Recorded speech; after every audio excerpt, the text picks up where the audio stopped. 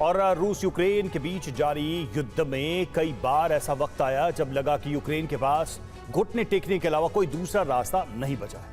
लेकिन कभी यूरोपीय हथियारों की मदद से तो कभी घरेलू हथियारों से कीव ने बार बार चौंकाया, इस बार भी चौंकाया है, लेकिन हथियारों से नहीं बल्कि रणनीति से।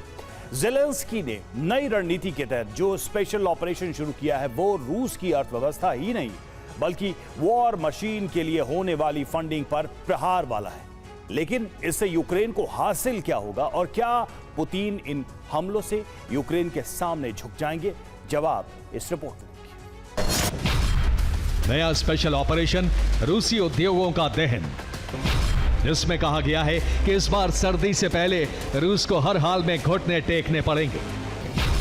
रूस की सबसे बड़ी e commerce company wild berries को निशाना बनाया गया। रूसी सेना को ड्रोन और बॉडी आर्मर सप्लाई करने वाली कंपनी पर हमला हो गया। मॉस्को और लेनिनग्राद में 1 लाख वर्ग मीटर के लॉजिस्टिक सेंटर को जला दिया। ऐसा हमला जिसमें रूसी बाजार को 2.7 से 3.5 बिलियन डॉलर यानी करीब 29,000 करोड़ रुपए का नुकसान हो गया।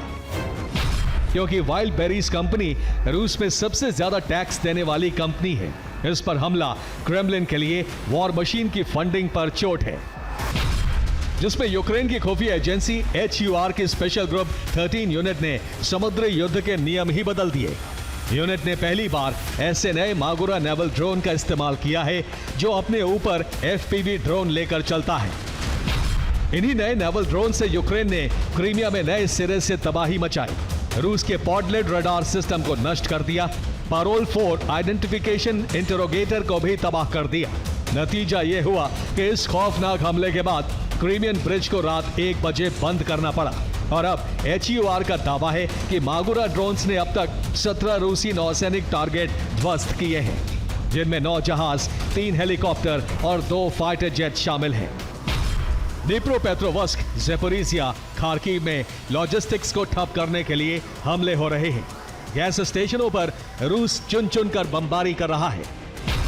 वालिदी ज़ालुज़नी के मुताबिक, मैं हर साल ऐसी मनगढ़ंत बातें सुनता था कि हम अब नेटो में शामिल होने वाले हैं, लेकिन अफसोस कि हम कभी शामिल नहीं हो पाएंगे।